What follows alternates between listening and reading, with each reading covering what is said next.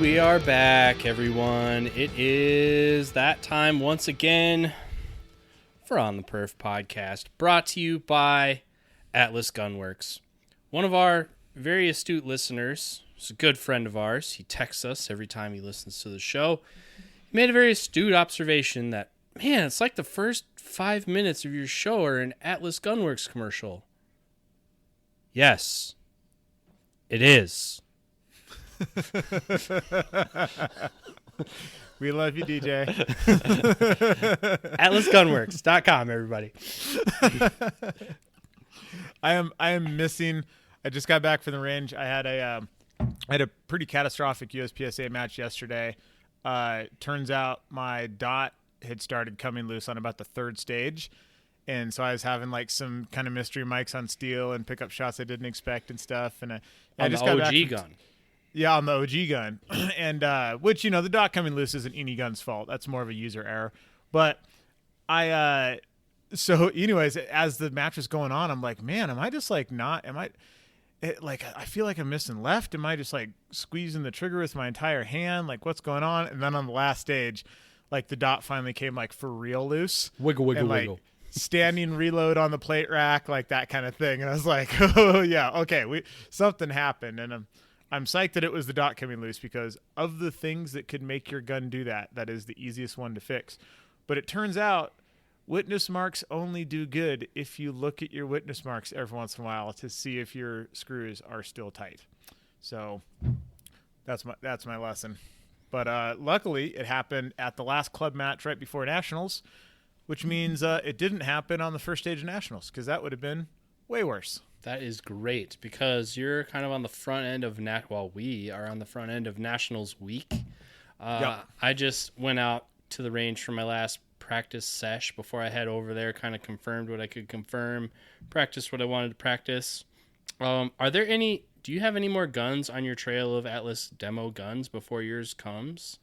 Or are you just waiting for the one?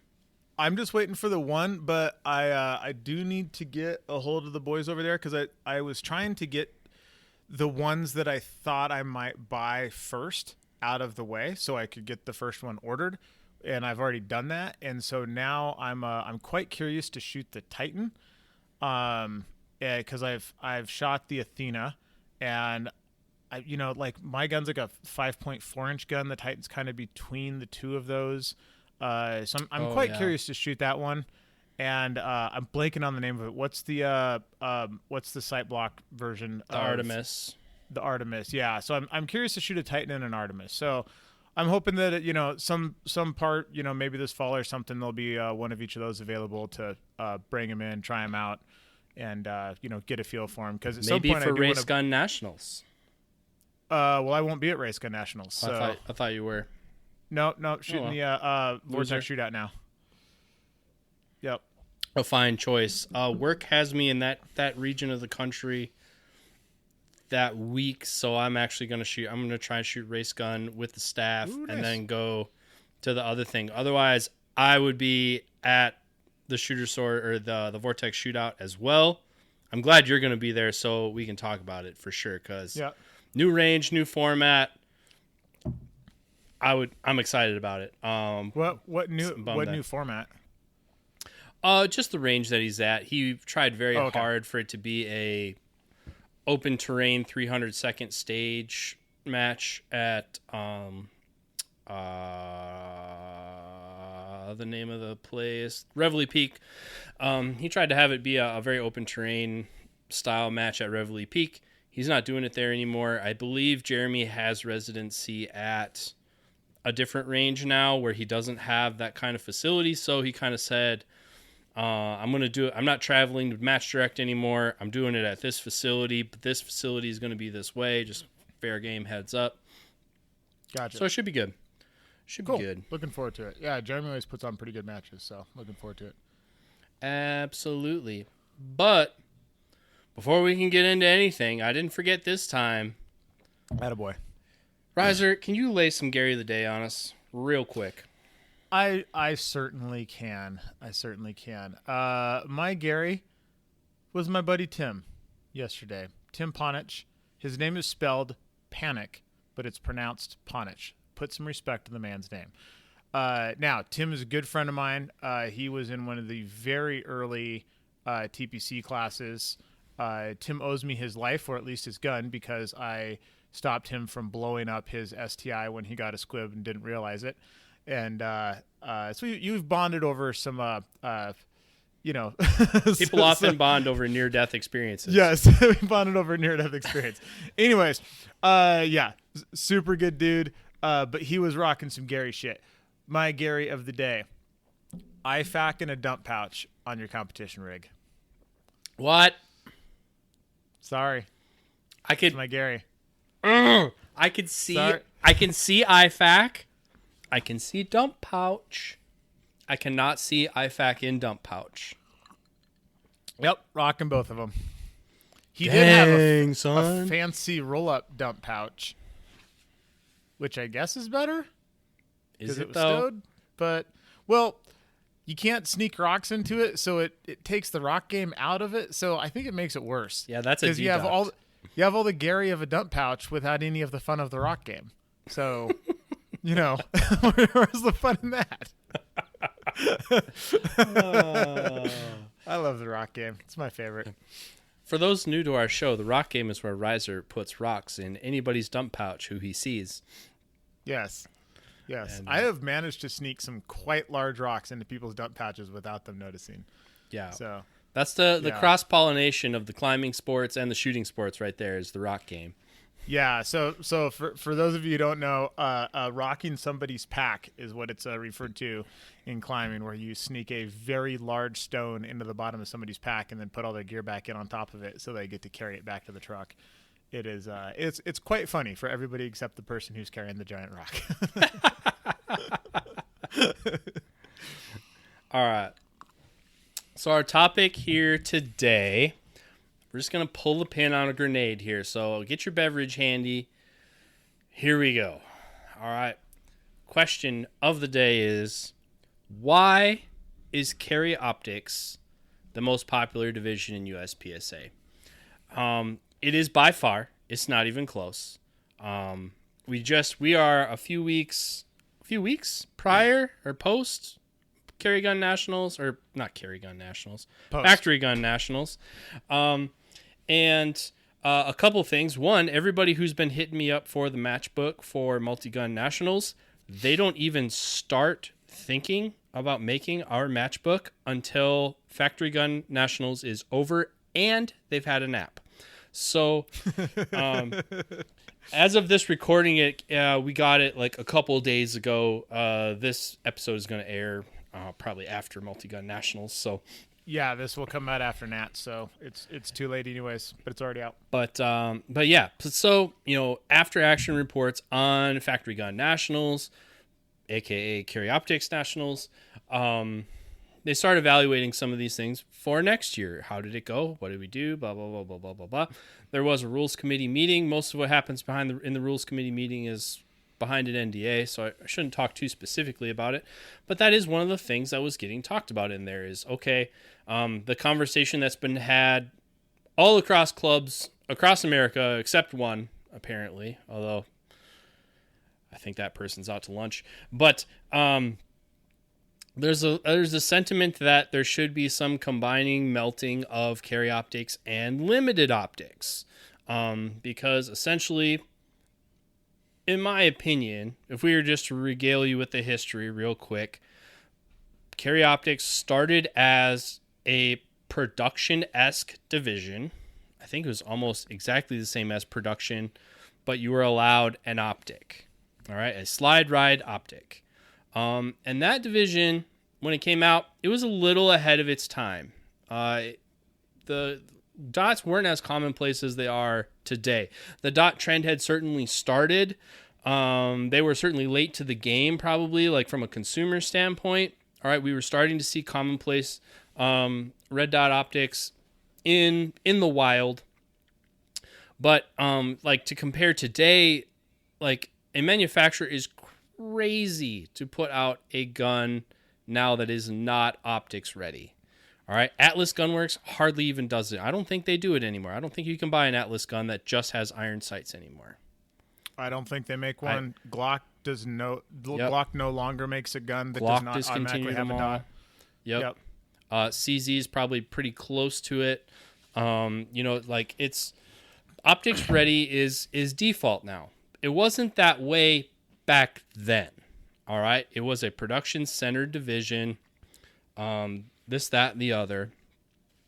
And to be quite frank, it wasn't recognizing 1911s, so I wasn't paying too close of attention to it at the time, even though I was working at an optics company at the time. But that was kind of on the front end of my open renaissance, that I was watching this go on the sidelines. And, in our club matches, I mean, we had, we'll call it, our turnout's very small compared to other people's around the country, but we'll call it 10-15%. 10-15% of people were shooting this carry optics division. And then somewhere along the line, they decided to increase the capacity and increase the weight. I think they increased the weight. I'm not exactly sure on the timeline. Some moral of the story, they increased the weight so that double single guns could get in there. The CZ Shadow comes in like the Kool-Aid Man. All right. And then they also increased the capacity. So now you can have a 140 millimeter magazine in this division. And then I think that was the right amount of gasoline at the right time. Oh yeah. That it caught fire. It caught fire. Yeah, the difference of like CO pre those two changes and post those two changes was drastic. Yeah. It's like old guys too poor to buy an open gun and cops. That's who was shooting carry optics before that. After that, like slowly it just kind of turned into everybody. And it's, it's grown to what it is today. And so it's the most popular division. All right.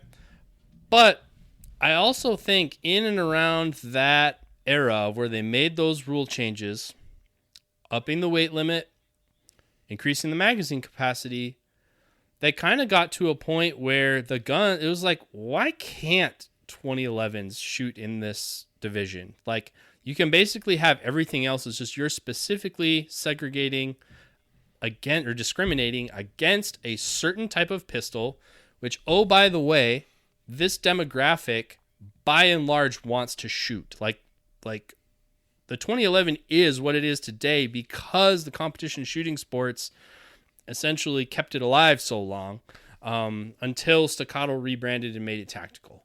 But like in the population of shooters who really like shooting 2011s, here's a division that was specifically discriminating against 2011s, and that's where limited optics came from. So now we essentially have two very similar divisions. According to most people that myself and most people that I talk to, two very similar divisions. One basically doesn't allow single action and magwells, and one does, and a few other nuanced things. So the question was posed: should we combine those two? And that is a controversial idea. However, at the same time, it's a World Shoot year, so everybody's talking about World Shoot, or a lot of people are talking about World Shoot. IPSC does not recognize American carry optics. IPSC recognizes production optics, and their production division allows 15, the way ours migrated. All right, so they essentially have production 15 optics. That's what they shoot over there. If we compare what we do on the shotgun side, we've been following the shotgun qualifying very closely here this season. Okay, so we kind of had to do some stuff that's not contemporary to the U.S. to qualify for IPSC, because IPSC does it a little bit different. And even when we have minor discrepancies in there, people lose their minds. I love you all, but some of you, oh my God. All right, little stuff. All right, so now we're trying to qualify a production op 15 or a production optics World Shoot team off of carry optics. Carry optics, by comparison, would have nothing to do with production optics, if you were to ask these people. So at the same time, there's also an interest in a production a production optics, introducing a production optics into USPSA. These two related topics are being discussed at the same time. And when it gets super polarizing, people have thoughts. Now, I've thought about this quite a bit. This show is my idea. So before we go too far down my rabbit hole, what do you think about this, Riser? Yeah. Where are you at on the whole? Why is carry optics the most popular division in USPSA? So it's interesting. Our club here, I think our club here is a slightly different take on most clubs, mostly because of the size and just the amount of people, that are shooting all the matches here. We have a very active club. We have 150 people twice a month at our local matches. At the last local match here, the number of people in carry optics and limited optics was almost exactly split 50-50. There were 3 more people in CO than LO, and those two divisions were by far the biggest two divisions, as you would imagine. Now, having said that, me, I like competition. I like to shoot against as many people as possible. That automatically makes me a combine them together bandwagon person. I own a CZ Shadow 2 with a dot on it. That was my stepping stone for moving into open Division 3 gun, because I had the same 2011 that have been shooting for quite a while. That's it's not even on its last leg anymore. Its last leg is long gone. We're just wheeling it around in a wheelchair. Could you unpack? Could you unpack for us a little bit your how you came about getting that? Because unlike me, Riser doesn't have all the guns. He has all the guns he needs to shoot the sports he does. So when he gets into a piece of equipment, he wants to play a game. So how did you get into, how did the Shadow come to be, and what was your quick journey on that? Yeah, so it was serving two purposes. Purpose number one was I wanted a gun that was actually appropriate in USPSA, because up until that point I had been shooting limited minor from a retention holster. You can imagine what that does to your classifier scores. And then, so I was basically shooting, limb minor the entire time. And then as I switched into open in 3-gun, I was like, all right, now I'm going to be shooting open minor. That's going to be even more heinous. And so I was like, you know what? It would be nice to have something that was actually appropriate for a specific division in USPSA. And the one that, appealed to me the most, because I was switching to dots on everything, was CO, because limited optics wasn't a thing yet. Otherwise, I would have just done that. And it also provided a stepping stone, because, as I was saying, I was getting the dot put on my STI DVC 3-gun, which, if you've ever looked at one, is not a gun that's supposed to have a dot on it, nor is it designed in any way for there ever to be a dot put on there, which means I had to have a completely custom plate made to interface between the slide and the dot. Direct milling wasn't an option because of the width of everything. So it was a quite extended process to get a dot put on that gun. And it actually did work out pretty good, despite the dot coming loose, like I said in the intro here. But so it was like, I'm gonna shoot the Shadow 2 as my open 3-gun pistol in 3-gun, and then I'm just gonna take the magwell off and I'm gonna shoot it in USPSA. And I didn't do a whole lot to it. I put some fatter grips on it to get it, closer to double stack 1911 size. Despite having very small hands, I actually like the bigger grips. So I put some bigger grips on there. I put a magwell on there for the times when I could run a magwell. And I put a short travel double action trigger on there after talking to one of the boys from the AMU. I can't remember who I was talking to. I think it was Nate. Probably Jacob. Oh, yeah, it might have been Jacob. Yeah, so one of those guys was shooting up in Wyoming when we were there. And, I think it was Hetherington, actually. And he has smaller hands like I do. And he's like, yeah, he's like, put the short travel kit in there. He's like, you're going to increase the poundage on your double action pull, but you don't have to reach for it. So what I found was I actually had to like grip my gun slightly different on the draw than I would normally grip the gun in order to just physically reach the trigger and be able to wrap my finger, get that first knuckle all the way around it, which was quite unfortunate. So those are the only two things I did to it, and it was quite a good gun. Now, shooting that gun side by side, and this is one of the reasons that I say I think the two of them should be combined. Shooting my Shadow 2 side by side with my current double stack 1911, I don't see any difference in scores at all. If I shoot the same classifier, the same drill, the same whatever 10 times, the difference in scores between the two guns is just a rounding error, and the CO gun is faster just as many times as the LO gun is faster. I think I just don't think there's an advantage. I mean, like, it's even a heavier gun. Like, compared to the gun I'm shooting right now, it actually returns back to center better than the STI does that I'm shooting right now. There's a couple things that would have to be addressed. That's a double action gun, but it could be a single action gun.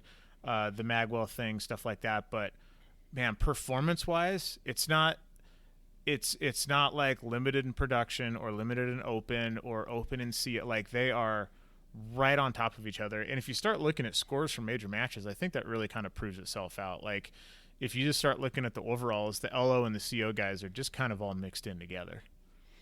Yeah, and that's the thing. So, like, to me, it's not that big of a jump from a low gun from a co gun to a low gun. With what people are contemporarily competing with. Now, I posed this question on my Instagram the other day, getting fodder for this show. Why do people think, why is carry optics the most popular division? And they gave me the answers I would suspect. Resoundingly, what people say is it's the most attainable or approachable equipment. It's the, from a cost standpoint, it is the easiest division to get into with perceived more economical gear. And that's kind of what I take issue with, because, and this was talked about too, it's like, okay, if that was the case, I mean, it's kind of intended to be you could show up with your Glock 17 or your Glock 47, your M&P, or your Walther PDP, and you would recognize where you fit, and you would feel like you're in a competitive class. However, if you look around, specifically at factory gun nationals, but if you look around, the guns that are getting shot in that division are not Glocks, M&Ps, or PDPs, really. Like, none of the quintessential popular polymer framed guns. It's CZ Shadows, Tank Foglios, Berettas. What are some of the other ones? I'd say Beretta singular. Yeah, Beretta. Yeah, very distant Beretta, but you're starting to see the Langdon Berettas. Just JJ shooting the Beretta, right? And then wasn't second in CO at Nationals a Glock? It was. But here's my other thing on that. Most people who've been in carry optics for a long time, even if they approach that division with economical gear, they don't stay on the gun they bought. Brantley had a CZ Shadow, and he went back. I don't know Brantley personally. I just followed him topically on Instagram. But he made a point when he got sponsored by T-Rex. He's like, I choose to go back to a Glock for this, that, and the other thing. And maybe those reasons were valid. I also think it's because that's kind of the T-Rex crowd that they promote to. So, but I mean, Brantley, it can be done. But who won? Christian Seiler shooting a Shadow. Yeah. And he put a margin into everybody, right? Yeah. And then the other thing too is, like, all those polymer frame guns that were supposedly, the ones this division was targeted at. What are all those manufacturers doing now? They're making aluminum versions of the polymer frame guns. They're making aluminum and steel versions of the same guns. Why would that be? To compete in carry optics. So the reason cited that it's the most popular division, I don't think is actually the reason that it's the most popular division, because there are people approaching the sport with that gear, and we should have a place for them. I absolutely do think we should have a place for them. But I don't think it's the reason that it's the most popular equipment. If we had enough people passing through our sport as the shotgun sports do, okay, people whimsically go and shoot trap in shotgun. All right? Like, I'm a duck hunter. I want to go shoot I'll go shoot around a trap with my buddies on a whim. Nobody on a whim shoots our sport. You know, how many like Daisy Fresh new shooters do you see at any given match in your area? Quite a few, actually, because our buddy Robert Wyatt and a couple other people have kind of created there's an intro USPSA match that's specifically designed for completely new shooters, and then there are some indoor club matches, and they are kind of like a gateway in. So I would say in the grand scheme of USPSA clubs, our new shooter meeting every week or every month, you know, there's 2 a month, but every single match the new shooter meeting has like 5 people in it at least. Okay. I think that is very, very rare. Yes, like that our club is a complete standout. Most clubs, and our club before those new shooter matches were a thing, that they like once every 3 months when they said, "Hey, is anybody here completely new?" one dude would raise his hand. Yep. So that's kind of our situation. Yep. And so, like, at your club, if your club is doing it the best, let's just say they're doing it the best, or if not they're in the realm of the best. 5 people out of that 150 are new. All right. Yeah. That does not constitute why Carry Optics is the most popular division. Right. It's not new people rolling in with their new gun. They should have a place, but I don't think it's them. And the thought that the equipment to be relative in that division is the most cost effective, I would argue against that too. Right now, street price on a CZ Shadow 2 is about $14.50. All right, that's the most popular gun or guns like it. People will be like, okay, yeah, but it's $14.50 compared to a 2011. You can get into, if we were to talk about staccato 2011s, all right, you're talking about a $2,300 gun, basically street price, based on my quick research before this show. 2025. Well, and there's some cheaper ones that are out as well. Yep. Right? Yep. You get into the Springfield, or, you know, all kinds of double stack 1911s you can get out there. Well, people are like, oh yeah, but this is still a margin cheaper than those guns are. Okay. Does anybody shoot a stock Shadow 2? Nope. No, they don't. They, just like Riser said, and I shoot a Shadow 2 as well, I put that same short reach trigger in mine. I put a sear in mine. I put a hammer in mine. All right. They don't just leave them alone. They get modified. And probably the most common one that you would see, people put brass grips on them. All right. So by the time you put a trigger, brass grips, that accoutrement in there, most people basically spent they spent double stack 1911 money. Most of them.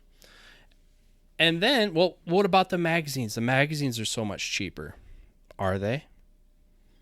Mechar magazine right now costs about $40. But a base pad. You need a base pad. What does that cost? $50. $50. So you're at $90 to $100. What does an Atlas Gunworks double stack 1911 magazine cost? $95. $95. All right. So you start doing the math on it. It's not actually cheaper to get that equipment for most people at the way that most people are playing it. And so I think really what it comes down to is people wanted to shoot an optic outside of open. I'm sorry, most people don't want to shoot open in USPSA. There are some, but they wanted the big magazine, and they wanted to shoot minor. I would say that's predominantly the biggest reasons. And if those are the reasons, and the equipment's very similar, I would say it starts to be hard to justify why we wouldn't merge those two divisions together. Because I think the essence of why that division is the most popular is because people want to shoot the 140 millimeter mag in minor at a competitive level. So they want that equipment. They don't want to shoot compensators. They don't want to shoot major, because major really comes from a time when we all believed in stopping power, if you will, in handguns. Like, the actual caliber debate was out there, and 45 had more punch, so the sport wanted to recognize that, right? DVC, all right, they wanted to recognize power. I have a question, because I've heard this legend, and I feel like you're a person who would actually know if this was the case. I heard that the way that the FBI settled on 45 way back in the day, before the 10 mil days, was they would literally go to a slaughterhouse, they would buy cows, and then they would just shoot them with different calibers and watch them die. And then based off of which cows died faster, that's how they chose the caliber they shot. Is that actually true, or is that horseshit? You're blending a few stories together there. Okay. So what actually happened then? Because I'm quite curious. When the U.S. Army set out at the turn of the 19th century, they transitioned away from the single action army, the Colt 45 1873, into a double action revolver, which was a 38. They were involved in some not colonization in the Philippines, where they were shooting some people called Maros, who were the natives. They didn't much fancy being colonized, not colonized, because we've never done that ever. Nope, definitely not. We're not the British. We wouldn't do that. Yeah, definitely not. But those people were both known to use narcotics, and they were fighting for their homeland. So they tend to be highly motivated individuals, and when they were shot with 38s, they wouldn't die right away. In 2025, we know it's because they were shot with handguns, and handguns just don't knock people over like they do in Hollywood. But the call was up we want our old 45s back, blah blah blah, and then so they were intermixing the old single action 1873s in with those, and the 45 had way more stopping power. Okay, so this is also around about the time that the U.S. Army sees the future being semi-automatic pistols, auto-loading pistols. And so they're like, okay, well, let's explore. If we're going to replace these revolvers, let's explore what would be available in an auto-loading pistol. And then round about that time was also, what caliber should it be in? And I'm going to forget the name of the test, but there's a very famous test that was done. It was very controversial at the time, and the time was the early 1900s, like 1902, 1903. And they literally went to the stockyards in Chicago and shot cows with different calibers, and they would measure how long it took them to die. And they basically resoundingly concluded that any caliber, a handgun caliber of 45 was vastly superior to anything smaller than that. So going forward, it should be 45. That's not really how that works. Science would determine this literally 100 years later. But the best science they could do at that time, it was determined 45 is the best. So someone tipped off our Lord and Savior John Moses Browning that, hey, this all test, hell John Moses Browning. Yeah, so that gun that you're developing in 38 automatic, you should size that up to 45. All right, and that's the 1905, which would go forward and ultimately become the 1911. So where did we're getting way off topic, but I'm quite curious. Where did the Browning high power fall into this? Is this before or after that? Browning high power would be the beginnings of World War II, where they started to... So after that. Yeah. So essentially, He was building upon that pistol. How do we put more bullets, more small bullets in the same gun? the FBI would come down the line, and when everything went to 9mm, they wanted to keep their 45s mostly for institutional inertia. And the the Miami shootout had just happened, where the suspect was basically the first shot that fired in the Miami shootout was a lethal shot to the suspect. Dead man walking the entire time. But he remained combative for that whole, I don't know, I think it lasted like 15 minutes or something like that. It was a bit. So it was a long time to be in a gunfight. Yeah, so the first shot was lethal. It was not incapacitating. And that is what led down the road of 10mm, because they had just sold Congress on why they needed to go away from 45s to 9mm, so they didn't want to go back to Congress and ask for 45s again. So they basically made something 45-like. And what if we just put way more powder behind a 9mm and just keep on going? Yeah, they're like, well, we'll kind of use like an intermediate size bullet, and we'll kind of like push it 45 energy fast. Yeah, 10mm. 10mm is what we want. Oh, 10mm is not what we want. Everybody can't shoot 10mm. 40 is what we want. 40 is, yeah. Well, I mean, good on them, because at least they developed the best current carry caliber for bear, so that's nice, because some out of 10mm seems to be where everybody has landed with that. But then they kind of ruined competition shooting for quite a while, because how many people do you know that have like $5,000 40s that they are like borderline worthless now? Quite a few. Because nobody shoots limited. Yeah. Quite a few. Well, and that's the thing too. Like the bullet technology got to the point where it's like, well, 45 will never shrink. Okay, well, we can make 9mm expand pretty big now. So, and we also know from a terminal ballistics standpoint, basically anything that's going less than 2,000 feet per second does the same thing damage-wise, which basically encompasses all pistol bullets. So if you just want me to summarize the federal ammunition ballistics demo for you, you're either shot with a pistol or you're shot with a rifle. If you're shot with a rifle, you're effed.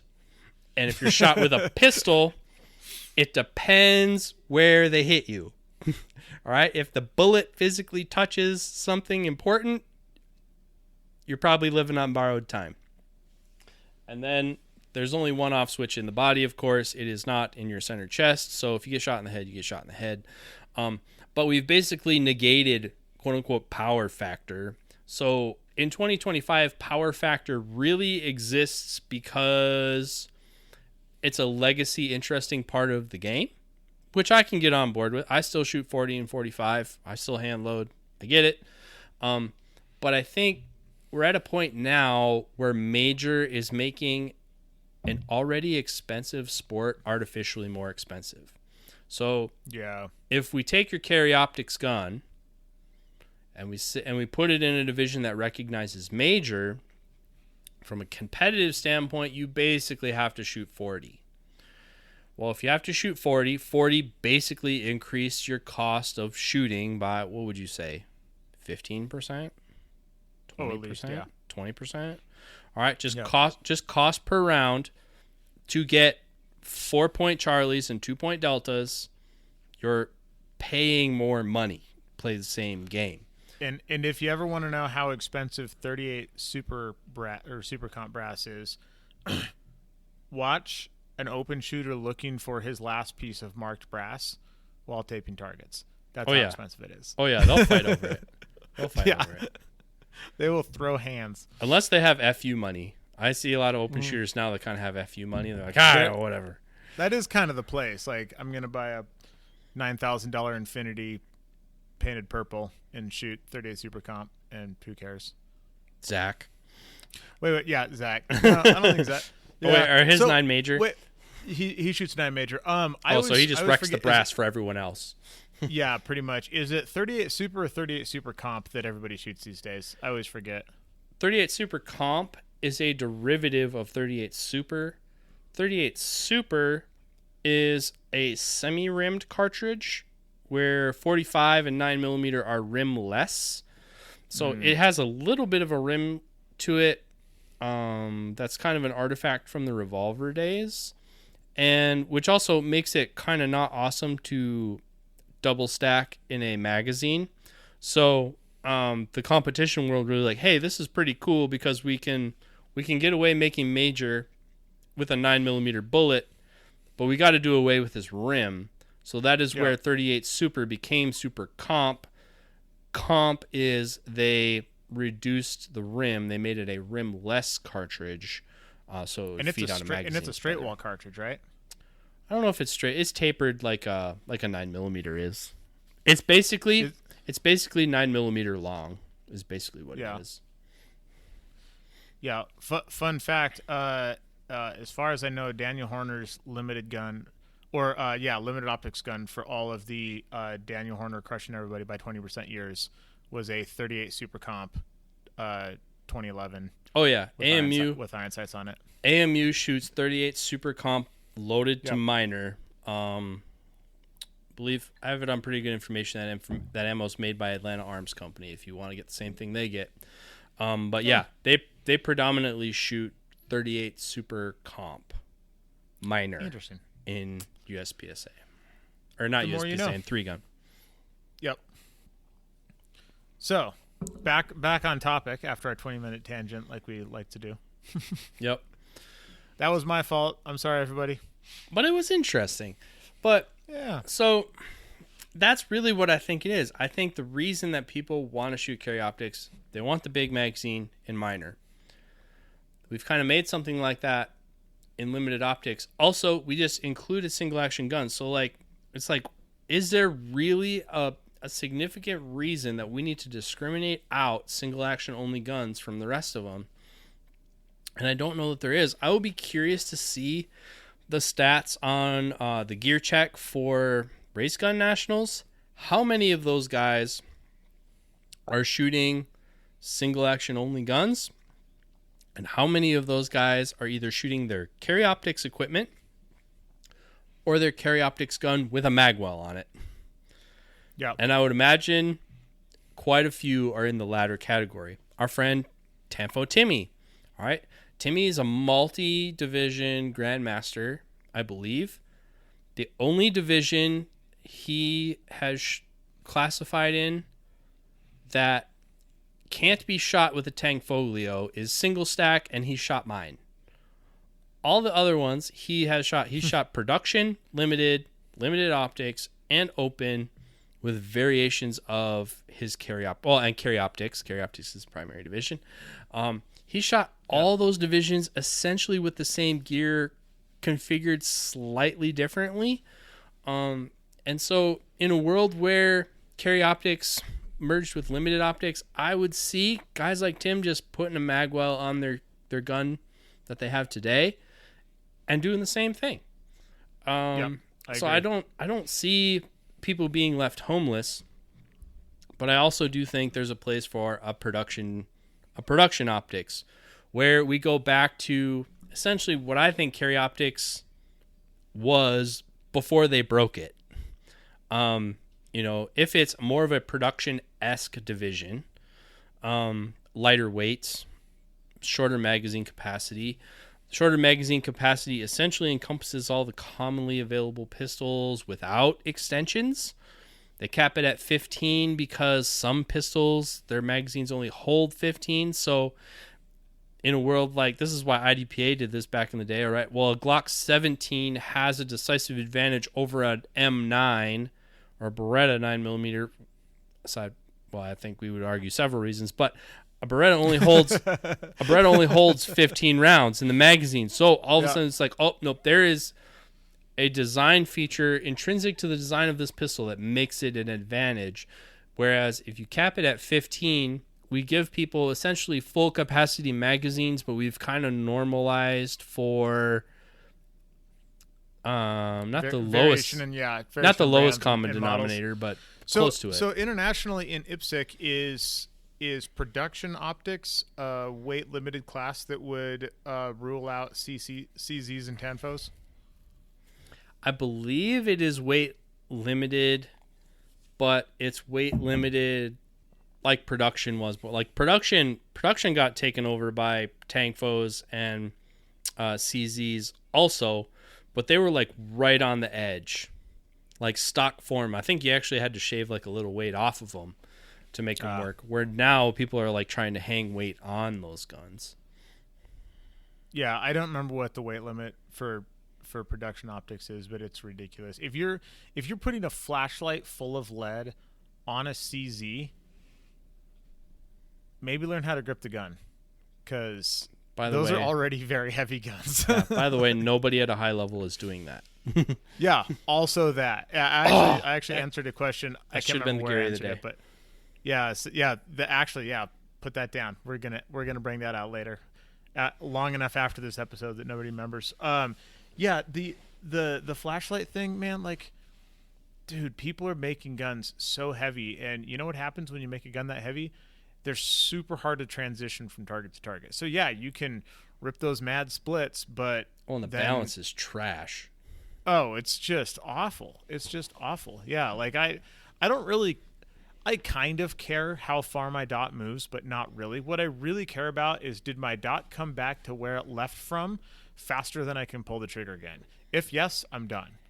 Like that's all I care about. I do not really care how far it goes when it leaves. Yeah. And like I say, like, I'm glad they laxed the equipment rules to allow appendix in. That was a good move.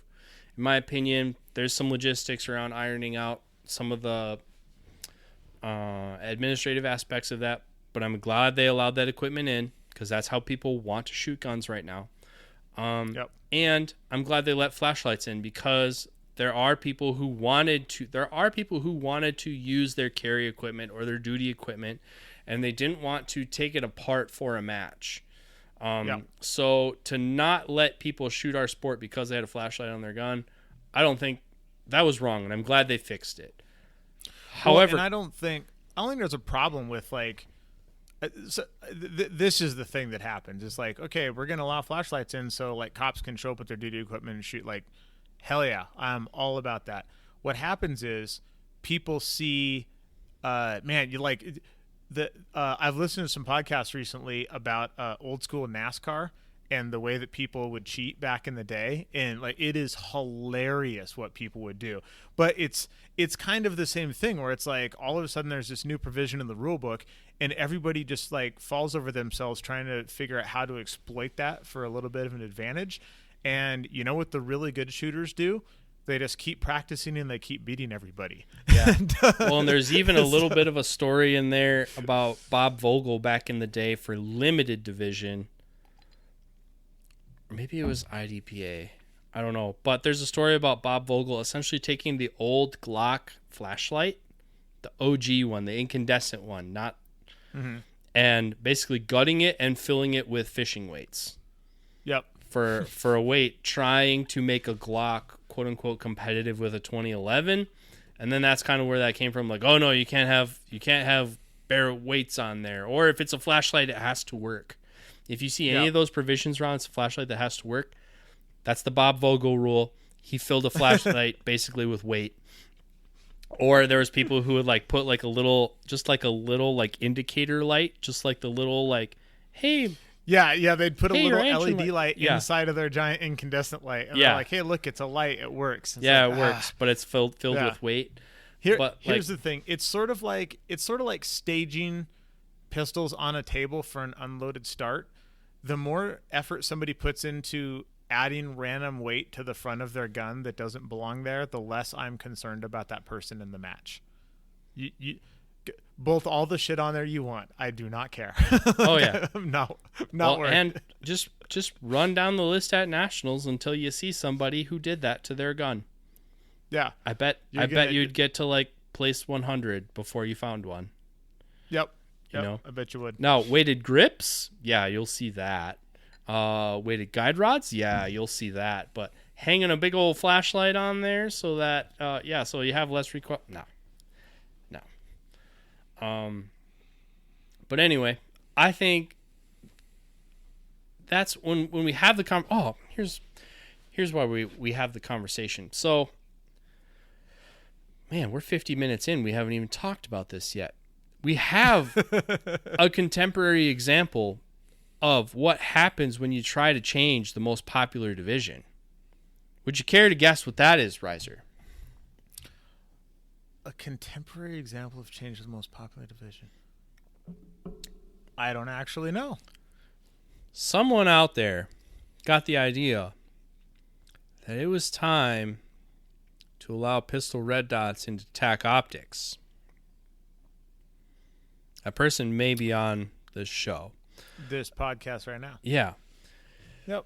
So it was time to update TAC optics, and nobody would do it. It's the most popular division. You can't touch it. I'm embarrassed, by the way, that I didn't think of this. I know, right? And so having kind of a smaller regional match, kind of experimental, we just innovated on stuff. All right, JKM, we've innovated on a lot of stuff over the years.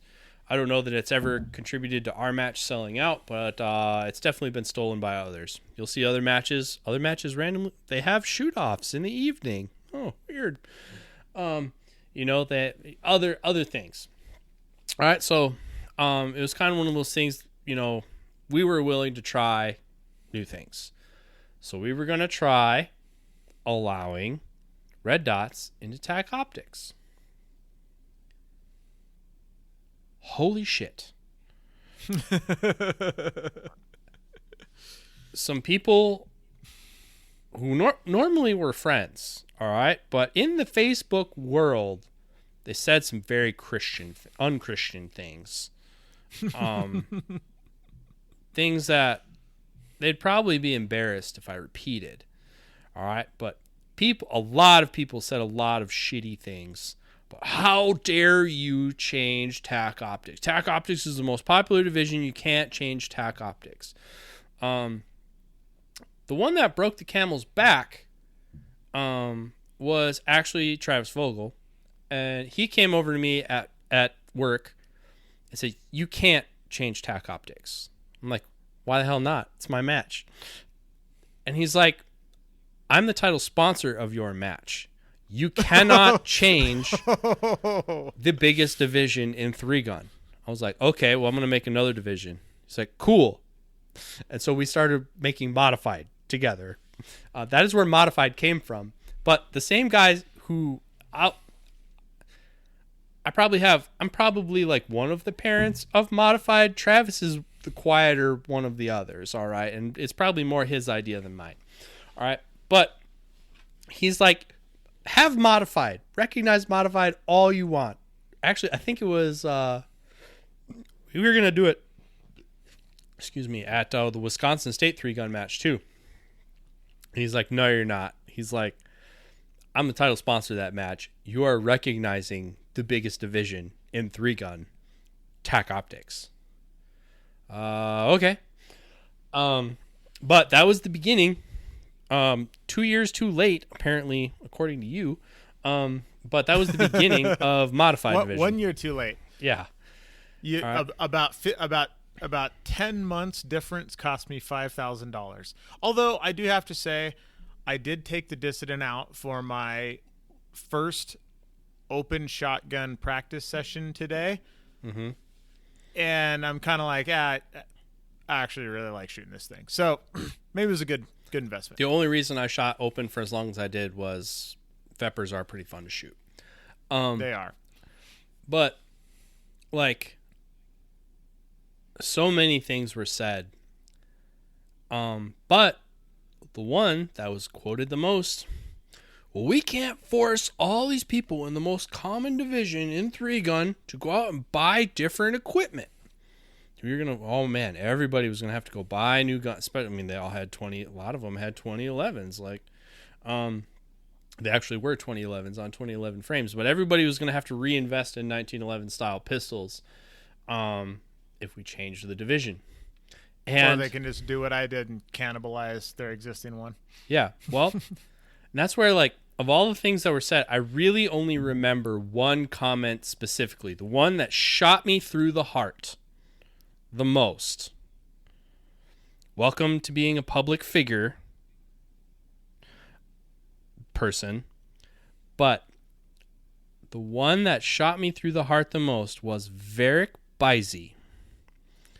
And he was saying how he had saved all his money and just bought a double stack 1911, and man, he would not be able to afford to compete in the sport if he had to reinvest. Oh my God, that would just, I was pricing him out of the sport to put red dots in TAC optics. What is Varric Bizey doing today? Crushing everybody in open division. Yeah. So what did he do? Rebought all of his guns. In fact, I think out of that deal, and not saying that it wasn't earned, but out of that deal, got himself an Atlas Gunworks sponsorship. Pretty sure. Have that on good information. So people come at, when we start talking about combining these things or normal or contemporizing divisions, people go, "Oh man, well you can't. You will price people out of the sport. They'll have to reinvent." People are in. Okay, people are in. Nobody is in competition shooting to save money. People are in this sport because they want to buy gear. All right. Yes. They don't want to buy gear all the time. All right. I was talking to my buddy who's got 50,000 rounds on a Shadow 2, and he was really hell bent that he had to maybe buy an extractor spring, and a new magazine. Like, buddy, it don't owe you nothing. All right. It has paid its dues. You're shooting the volume of rounds that guns start to turn into consumables. Okay. And you are consuming yours very rapidly. So, like, that's the comment so often, but I don't buy it. I don't buy it for 1 second, because I saw it when we created Modified Division, and guess what? I bet we're 1 to 2 years away from that division that we couldn't touch. That was the most important, most popular division that would never die. I bet we're within 1 to 2 years of having the conversation if we're going to make trophies for Tactical Division. Oh, yeah. There's 20 people signed up for Tactical Division right now at Multi-Gun Nationals. Only 2 people signed up for the Super Squad. Okay? Yep. That's how fast this stuff happens. So, like, be careful with that never word. Be careful with can't. I think... Well, I mean, it wasn't many years ago that production was the premier division, and now it's a ghost town. It's on hospice. Like the same thing is like we were talking forever. Like, the conversation, should we kill L10, has been a thing as long as I have been in shooting, and eventually we decided, nah, you know what we need to do? L10 needs a dot. That'll bring it back. Like, I don't know if it'll bring it back. But it won't bring it back. Yeah. But that was the attempt at not killing L10, was we're just going to give it a dot. Well, first, USPSA doesn't have a provision for killing a division. They physically do not know how to do it. But I do think there needs to be a place for lower cap optic ready guns. P365, prevalent example. All right, not a SIG guy. That is a very popular pistol, though.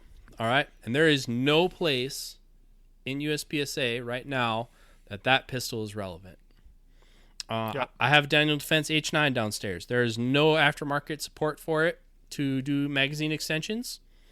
It has 15-round mags. There's no place that pistol is relevant in our sport. Wilson Combat made the EDC X9. All right. That pistol, not particularly relevant anywhere in our sport. If you have one and you want to shoot it, that's where I think Lim 10 could be interesting. If it didn't have such an uphill battle to get clean air from its stigma, I think it would actually be. I don't think it would be carry optics popular, but I do think it would be at least viable if people gave peace a chance. I think it's fun, actually, but divisions like that, I think we get to where people a lot of times say that juniors are the future of our sport, and that's true to some extent, but really, like, the actual future of our sport is late 20s to early 30-year-olds with disposable income. All right. And those guys, when they get into our sport and they burn hot, I've seen tons of them burn hot for like a season or two. They get to the top of their carry optics game, or as high as they're going to go. And then they're kind of like, what else? And they leave. And there's a few of them who are like, what else? And they start playing in other divisions. And they start to be like, oh, there's a little bit more nuance to this over here. I'm going to play with this over here. Oh, there's a little bit nuance to that over there. I'm going to play with that over there. And those are the guys that turn into lifers. Those are the guys who turn into range officers and match directors, who explore a little bit of the diversity of our sport. So I think Limited 10 could actually have a viable existence as diversity in our sport. Contrast that with production optics. I think production optics is the gateway division to our sport. I think that is the division that keeps it kind of relevant to stuff on the street. The most approachable for people bringing what they bought at the store to our sport. The division where they would have to spend the least amount of money to be competitive in. And it has direct lineage to the relevant World Shoot division. So when we try to pick a production optics team for World Shoot, I do think we should have divisions that have direct lineage to those teams. Not saying we have to do everything that IPSC does, but we should have an inroad to those divisions as long as we're going to try and field teams to those shoots. And as more and more interest in participating in World Shoots kind of grows. We've seen tons of interest for the handgun World Shoot. We're seeing a blossoming interest in shotgun World Shoot. And guess what? Next year is going to be a rifle World Shoot qualifier year. I'm guessing a lot of people are going to be interested in that too. So we should have some parallels to International IPSC, which would be my argument for why we should create a Production 15 division. In my head, hearing what everybody says from a variety of perspectives, being in the industry, being an event promoter, being a competitor, talking to lots of people, I think the most viable way forward is to combine carry optics and limited optics into limited optics and create a production optics division as well. Now, you can't kill a division overnight, all right? Like, you can't kill TAC optics overnight. But if you create the other pasture for people to graze in, all right, we created modified. Like, all right, we're going to leave TAC optics alone. Nope, TAC optics is the same. We're going to create modified division over here. Here's what modified division is. And people vote with their feet. Predominantly, people have left TAC optics to participate in modified division. And I would speculate that if we created a production optics division, and now that limited optics exists, if limited optics exists and production 15 optics exists, I bet we see a huge exodus out of carry optics division into those other divisions. And I think it would have the same fate that I think we would see from tactical division in 3-gun right now. Do you think that people would want to stay in CO because they want exactly the opposite that I do, which is competition? Do you think that people would stay in CO so they could be their local CO champ instead of going to LO and competing against more people? Do I think people would hide in carry optics? I don't know that people would hide in carry optics, but I think the bigger challenge would be, what do you do with all the carry optics GMs? People who have like classifications in carry optics, like, do they, if you're going to roll up that division, which again, there's no provision for it. Nobody's talking about killing it yet. Well, that's not true.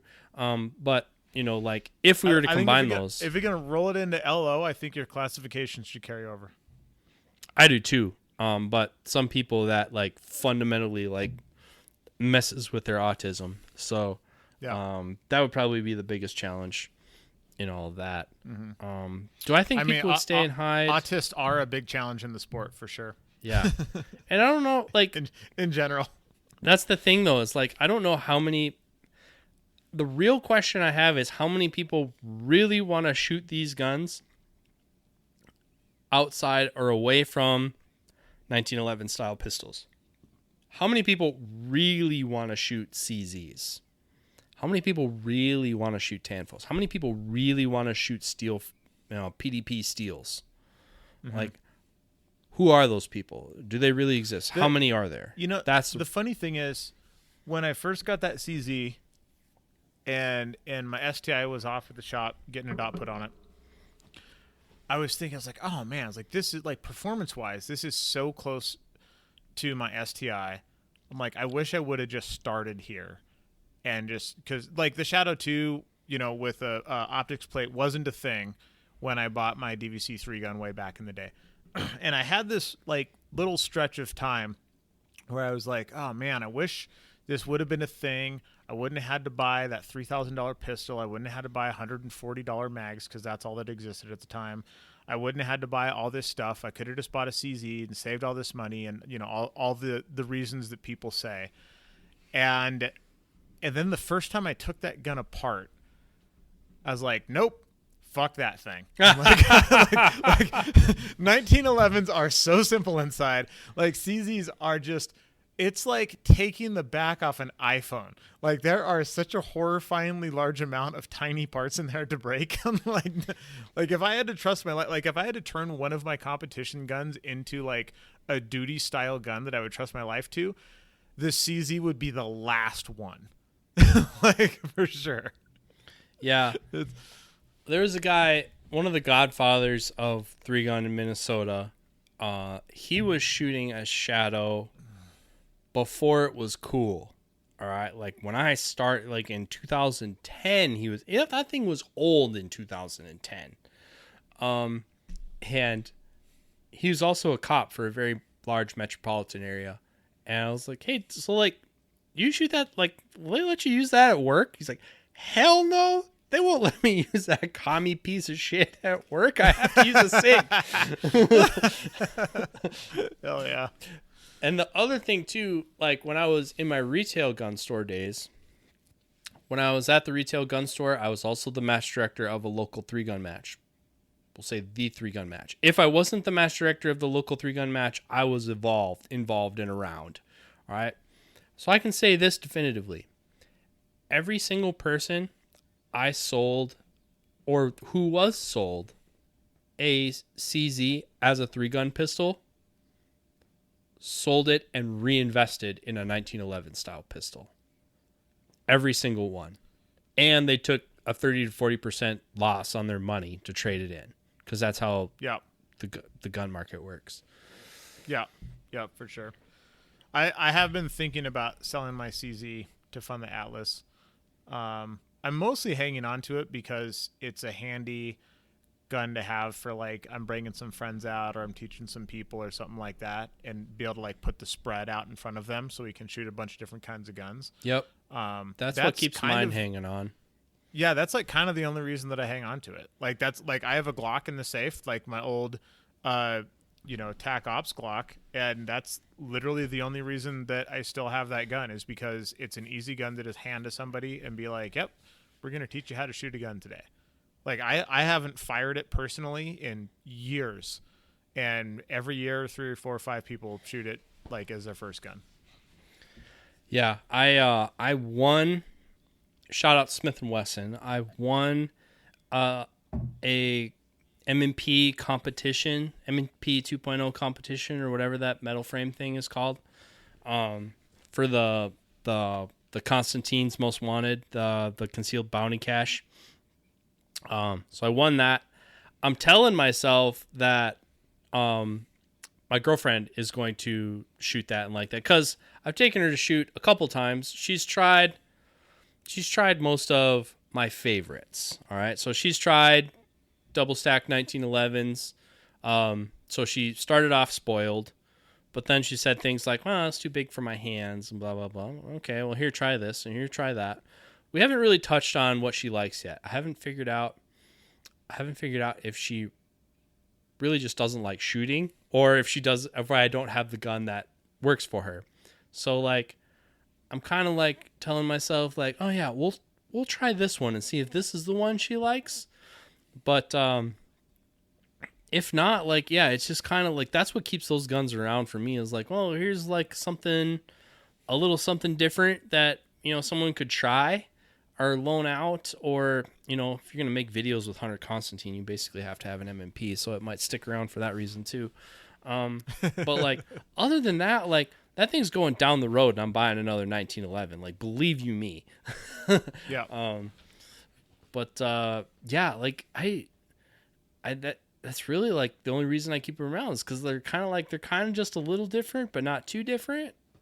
But other than that, like, it's a segment of gun like I haven't really chased after it super hard since limited optics came online, because I really don't find those guns interesting enough. The ones that fit in that category, I don't find them interesting enough that I want to spend a lot of time with them.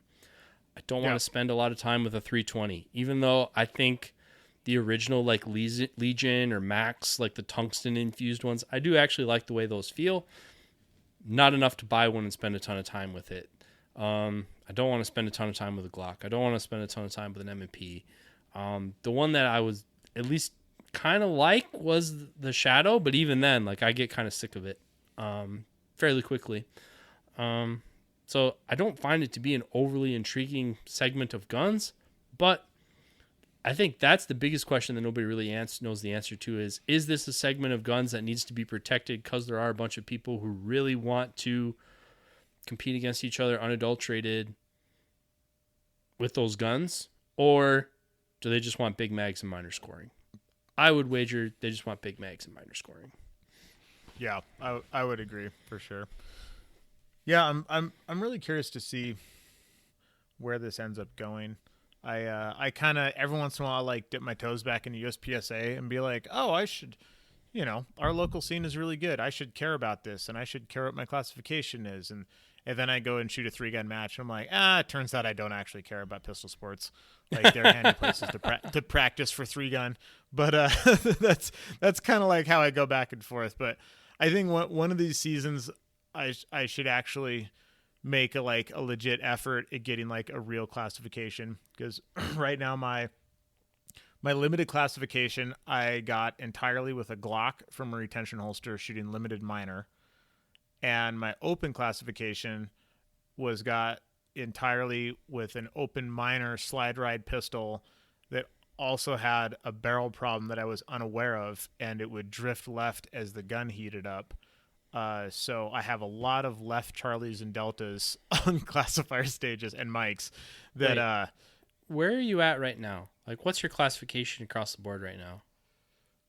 I am an A class limited shooter with that Glock from like 7 years ago. And I'm a B class open shooter because pretty much every classifier I shot had a left mic or left no shoot, because my barrel drifted and I didn't know. So what are you in open? So you're B in open? I'm being open, yeah. So all that USPSA action going on in your neck of the woods, and you haven't pegged a master class yet? No, because I've never really cared. So it's like I didn't stick around in CO long enough to actually get a classification.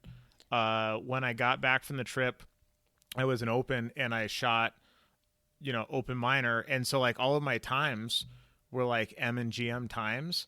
And then all of them had like some random left miss or hardcover mic or no shoot or something like that. So it's like, it's an excuse. It's like, oh, well, but my gun was drifting left as it shot, and I didn't know that. It took me most of the season to figure that out. So like I'm shooting nationals with that gun. The comped barrel just lives on my shelf as a relic of don't try to save money on important shit.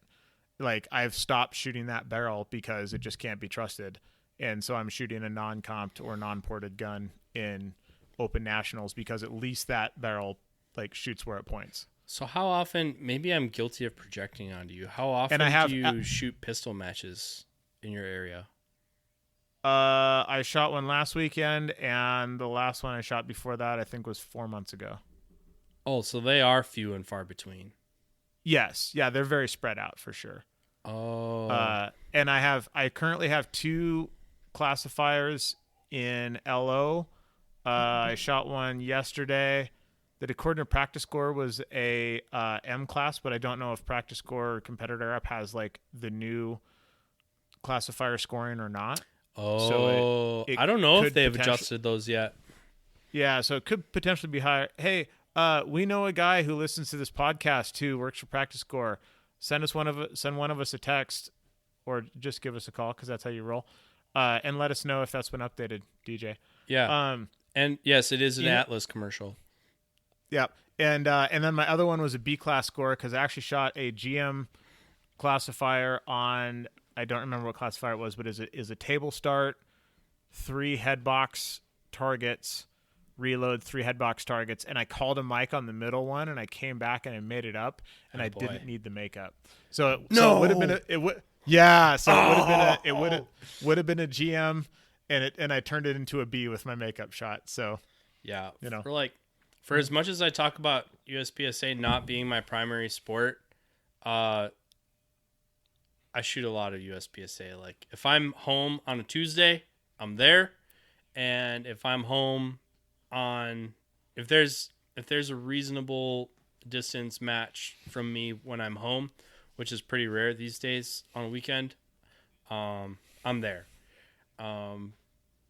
So I get a lot of reps on USPSA, even though I consider 3-gun my primary sport. But like as I look at my calendar, I'm like, man, there is less and less actual multi-gun on there than pistol matches. This year it's mostly just like majors, and then I'm using the weeks home to just like prepare for the next major because there's 12 majors on my calendar this year, and not all of them are 3-gun. 2 of them are NRL 100 matches. One of them was a shotgun qualifier, but so a lot of it is, I am sometimes home on weekends where there is a USPSA match, but oftentimes I have to do like very specific work in order to get all the guns where they need to be for the next major.